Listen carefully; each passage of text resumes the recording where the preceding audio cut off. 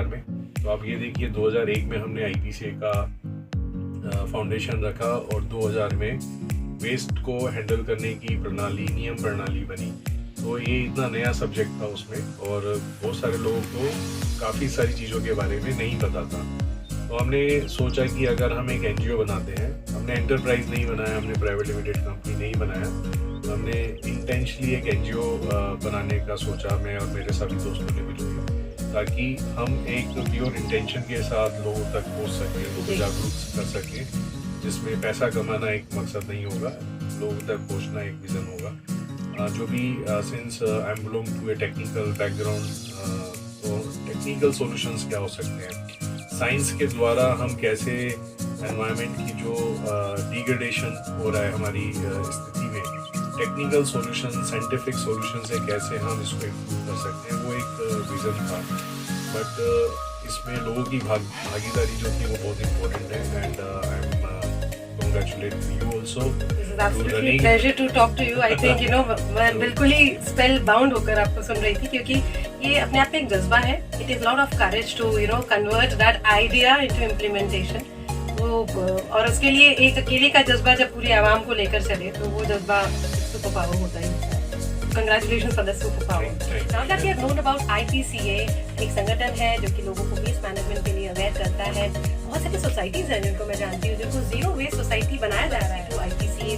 Ashish sir has a great vision and his mission has got that zeal, that passion that everybody should come together and make our world a better place to live in. And SDG goals के लिए हम सब लोग aware हो. सही पता है sir, zero waste societies, zero waste institutes किस तरह से IPCA मदद कर रहा है?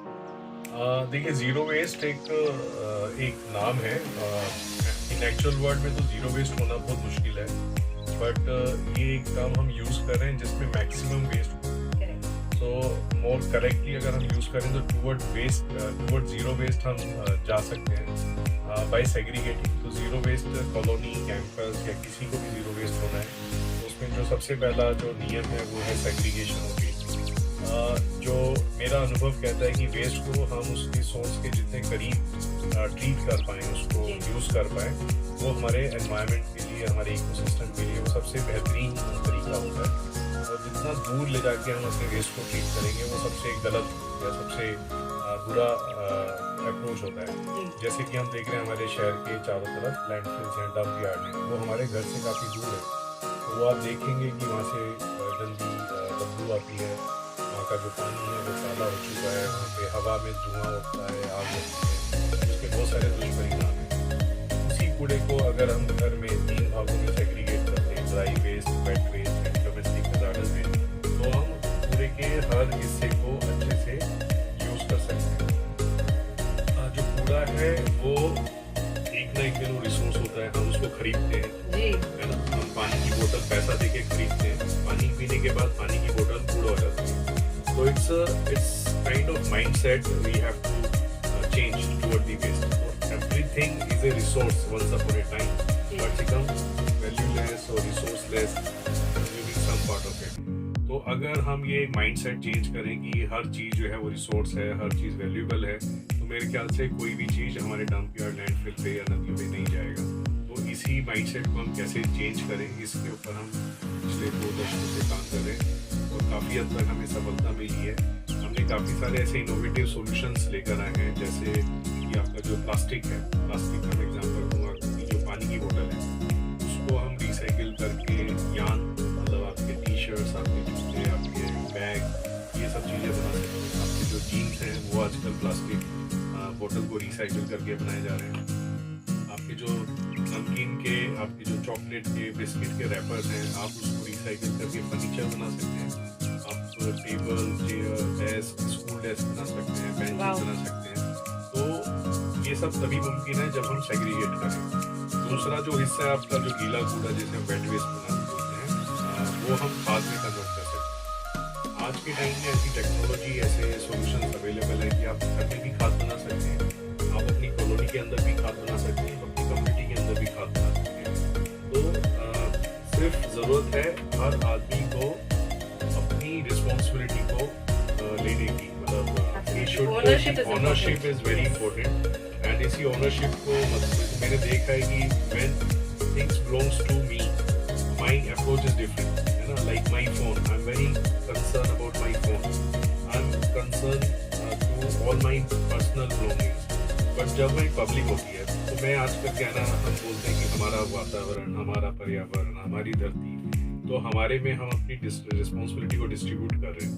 सो I start saying my earth, my country, my city, my nation. My से मेरा जो एकदम अप्रोच है वो चेंज हो जाता है. जो हमारे प्रोजेक्ट्स हैं, जो हमारे कैंपेन है, उसमें हम कोशिश करते हैं कि हम ऐसे वर्ड यूज़ करें कि लोग उसको ऑन करें. हमारा एक ऐसा कैंपेन हम दिल्ली एनसीआर में चला रहे हैं, माई 10 kg प्लास्टिक कैंपेन. सो माई 10 kg प्लास्टिक कैंपेन जो वर्ड में ही माई से हर आदमी से कनेक्ट हो रहा है, और उसमें 50,000 से ज़्यादा फैमिलीज कैंपेन का हिस्सा हैं जो प्लास्टिक को घर पे सेग्रीगेट करते हैं. IPCA उनके घरों से प्लास्टिक कलेक्ट करता है और उसको फिर रिसाइकिल करके ब्यूटीफुल प्रोडक्ट्स हम बनाते हैं. आपकी पूरी कहानी से समझ में आता है कि थिंग्स हैव चेंज्ड नाउ. ज़माना बहुत बदल गया है, सोच बदल गई है. अभी कुछ कहता है ना कि पूरा ये कहता है कि you know be proud of my garbage, I am going to reduce it, recycle it, recreate it. मतलब उसको हम रीवैम्प कर सकते हैं, बहुत कुछ कर सकते हैं, रीथिंक कर सकते हैं. Let's rethink more about it. And I must congratulate again and again your vision, your mission and all the community change makers जो आपकी टीम का हिस्सा है. बहुत प्यारी चीज़, the beauty of your initiative is आपकी पूरी टीम ही कम्युनिटी है, जो कि हमारे अपने कम्युनिटी रेडियो के साथ भी एक जैसा हम क्या हमने वाले जैसा सोच है. तो चेंज मेकर्स को साथ लेकर चलने वाला IPCA जो है, वो मुझे लगता है कि इस कोने से दुनिया को बहुत बड़ा कंट्रीब्यूशन दे रहा है. एक बेहतर दुनिया, एक सुंदर दुनिया, हरी भरी दुनिया. एंड सूनर और लेटर यंगस्टर्स, बड़े बूढ़े जवान, सब लोग इसी टीम पर काम कर रहे हैं. So people joining hands in this and I think we should not miss कि अगर कोई RWA सोसाइटी से है, कोई ऐसा इंडिविजुअल है जो आपके साथ वॉलंटियर करना चाहता है, कोई ऐसी RWA सोसाइटी है, वहाँ के कोई रहने वाले हैं जो अपनी सोसाइटी को जीरो वेस्ट सोसाइटी बनाना चाहते हैं, कोई ऐसा इंस्टीट्यूट है जो जीरो वेस्ट इंस्टीट्यूट बनना चाहता है, कोई ऐसा स्टूडेंट है या कोई भी इनवेरिएबली किसी भी उम्र का इंसान जो आपके साथ वॉलंटियर करना चाहता है, वो IPCA के साथ कैसे जुड़े? They are most welcome. There is no do's and don'ts.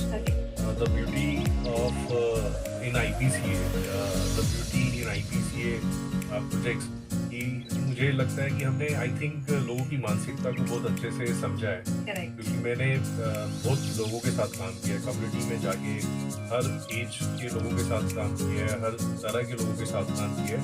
तो वो मेरा एक्सपीरियंस मेरे को बड़ा बेनिफिट देता है. मुझे लगता है कि इवन टेंडेंसी है कि हम उसको डूज और डोंट्स सिखाने में अगर लग जाते हैं तो वहाँ पे हम ऑब्स्टेकल क्रिएट कर रहे हैं. तो इसलिए हम IPCA की जर्नी में हम डूज एंड डोंट्स नहीं रखते. Only the yes and the yes makers. Yes maker. अगर मैं आपसे कहता हूँ कि आप प्लास्टिक सेग्रीगेट करें, मेरे ये सवाल नहीं है आपको कि ये प्लास्टिक सेग्रीगेट करना है, ये नहीं करना है.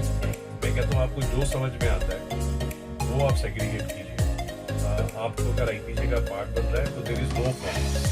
You don't need to fill any form, you don't need to check any eligibility criteria. You just want to become part of IPCA and your most. आपके मन में जैसे ये ख्याल आता है कि मुझे IPCA के साथ वॉलंटियर करना है, आप नेक्स्ट डे हमारे ऑफिस में आके काम शुरू कर सकते हैं. मुझे लगता है ये बेहतरीन तरीका है लोगों के साथ जुड़ के काम करने का, जहाँ पे हम डूज डोंट्स, आपकी एज ये होनी चाहिए, आपकी क्वालिफिकेशन ये होना चाहिए, आपके पास ये स्किल होना चाहिए, वहाँ पे हम स्क्रीनिंग करना शुरू कर देते हैं. और बहुत सारे लोग जो मन से जुड़ना चाहते हैं उनको हम वो मौका नहीं दे पाएंगे. तो IPCA is open for everybody because IPCA is working for a mission. मुझे अपने देश को एक स्वस्थ और सुंदर देश बनाना है. यहाँ के जो कूड़े की समस्या है, जो लोगों के मन में जो कूड़े को लेके जो मिथ हैं, डाउट्स हैं, उनको हम क्लियर करेंगे. और ये डाउट्स मिथ तभी हम क्लियर कर पाएंगे जब मैक्सिमम लोग इस मिशन के साथ जुड़ेंगे. बिकॉज इस हमारी कम्युनिटी में, हमारे समाज में 3 तरह के लोग रहते हैं. एक वो लोग होते हैं जो प्रोएक्टिवली चीज़ों को करते हैं, और एक वो लोग होते हैं जो किसी को देख के कुछ करते हैं, और तीसरे वो लोग होते हैं जो कुछ भी नहीं करते. तो एटलीस्ट कुछ चुने हुए प्रोएक्टिव लोग मुझे चाहिए. वो प्रोएक्टिव लोग जो है वो फिर आई थिंक 80% पॉपुलेशन को हम टच बेस कर सकते हैं.